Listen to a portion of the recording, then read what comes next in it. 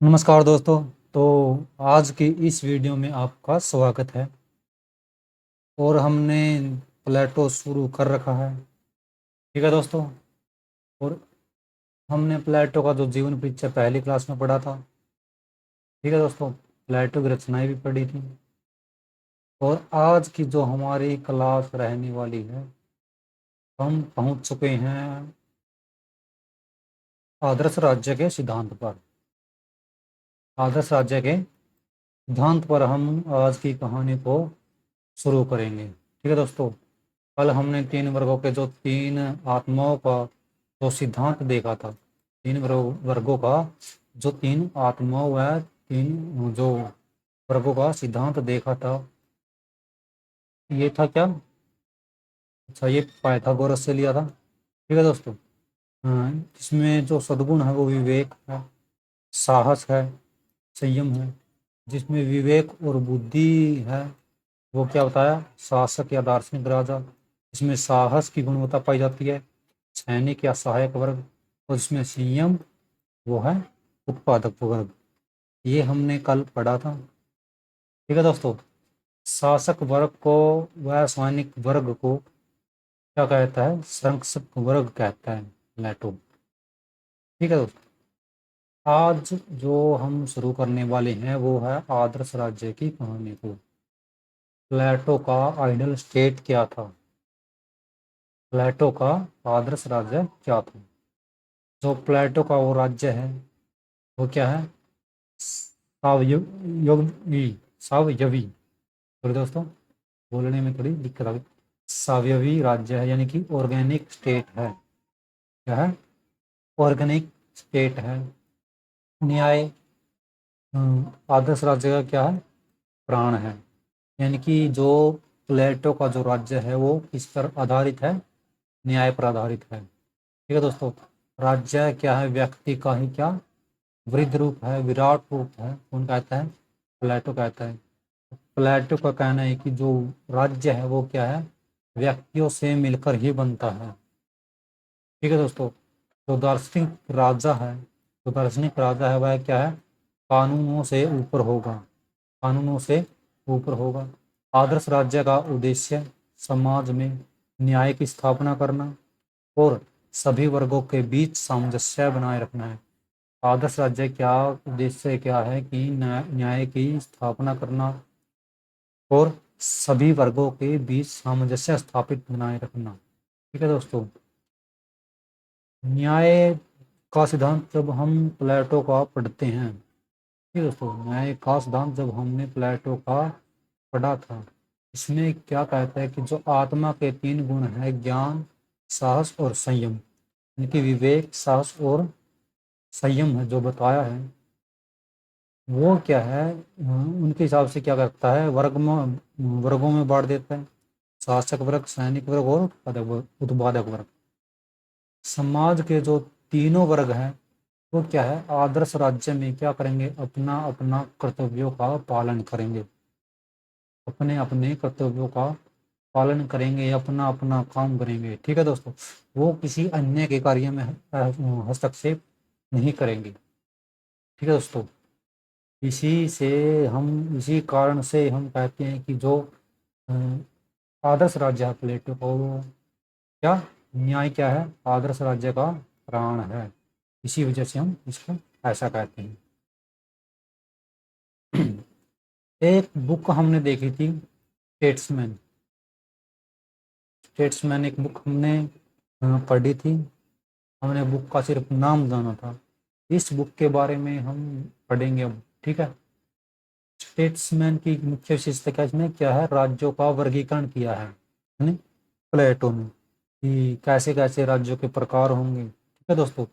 हम देख लेते हैं इस बुक में कैसे कैसे राज्यों के प्रकार बताता है प्लेटो, और किस तरह से कौन सा स्वरूप है राज्य का। ठीक है दोस्तों। राज्यों के प्रकार दो तरह से। पहला है कानून से संचालित राज्य। दूसरा है कानून से संचालित न होने वाले राज्य।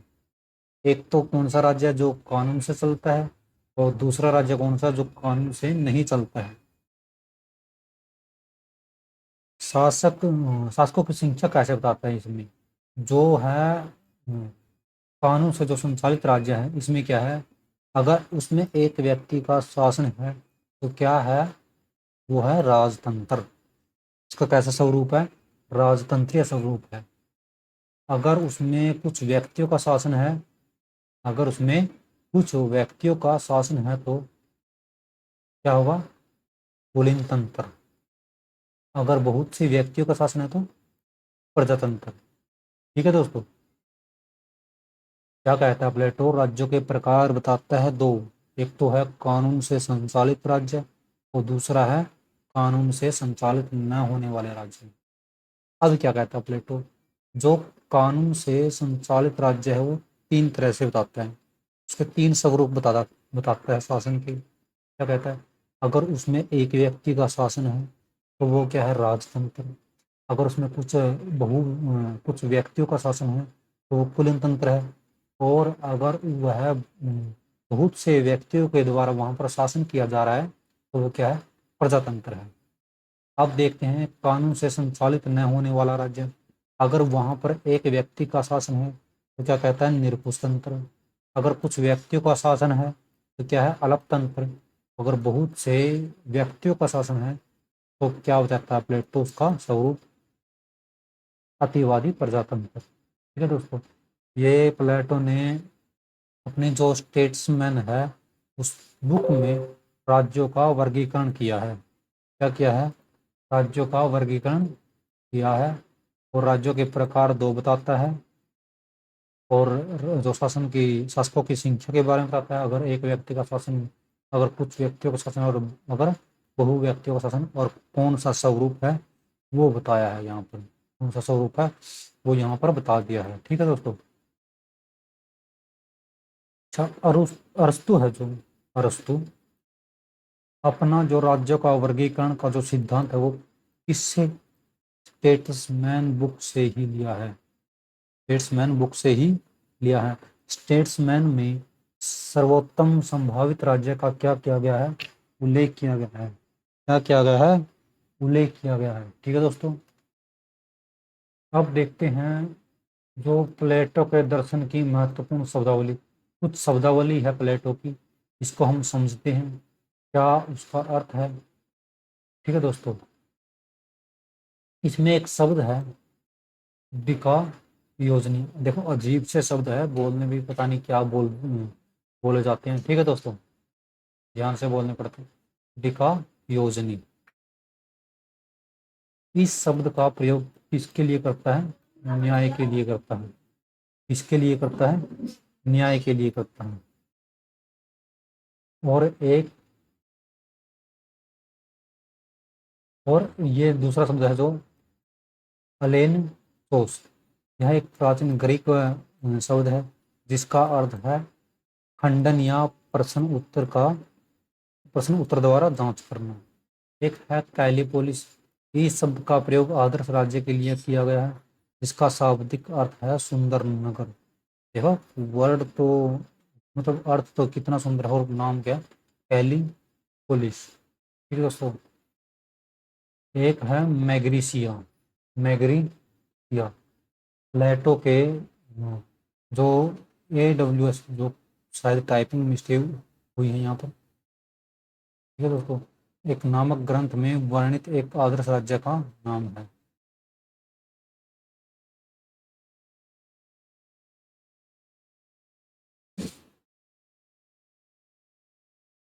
नोकोटर्नल काउंसिल, दालोज। इसमें क्या है कि दालोज में क्या है, कानून का निर्माण करने वाली जो परिषद है, ठीक है, नोएटिक मैन, विवेकशील व्यक्ति, कुछ इस तरह का दिया गया है। देखो दोस्तों, इसमें जो शब्दावली है इसको समझने में थोड़ा आपको भी टाइम लग सकता है और मेरे को भी लग रहा है, अभी भी लग रहा है। ठीक है दोस्तों। फॉर्म ऑफ द जस्टिस, प्लेटो का प्लेटो का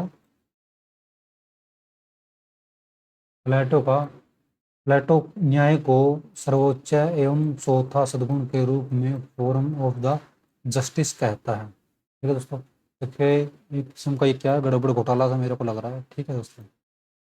लेकिन ये ज़रूरी है, ये इस तरह की शब्दावली ज़रूरी है, अगर एग्ज़ाम में पूछ ली जाए तो आपको समझने में कोई परेशानी नहीं होगी। ठीक है दोस्तों। अच्छा दोस्तों, तो प्लेटो में हम इतना ही करते हैं, प्लेटो में हम इतना ही करते हैं, और ये है Telegram channel Manjeet Kalwan PSI। और इस टेलीग्राम को आपको क्या करना है, ज्वाइन कर लेना है। इस टेलीग्राम को आपको ज्वाइन कर लेना है। और जो ये हमने प्लेटो पढ़ा है, प्लेटो पढ़ा है, इसकी जो पूरी की पूरी PDF है, वो PPT के रूप में ही दोस्तों, इस PPT की क्या बना दी जाएगी, PDF बना दी जाएगी। और वो PDF है वो इसी टेलीग्राम चैनल पर आपको मिल जाएगी, ताकि आप उसको अगर अपनी कॉपी में लिखना चाहते हो, नोट्स वगैरह बनाना चाहते हो तो बना सकते हो इसके, अन्यथा ऐसे भी आप ऑनलाइन फ़ोन में ही पढ़ सकते हो। ठीक है दोस्तों। तो आज का जो हमारा है वो प्लेटो खत्म हो चुका है, समाप्त हो चुका है। अगली क्लास में हम एक नए थिंकर को समझेंगे। ठीक है दोस्तों, देखते हैं किस थिंकर को। मैं सोच रहा हूँ कि अरस्तु को ही लेकर आएंगे। ठीक है दोस्तों, क्योंकि बेसिक सी चीज़ है, सभी हम थिंकर है जो सिक्वेंस के हिसाब से सारा का सारा पढ़ लेंगे।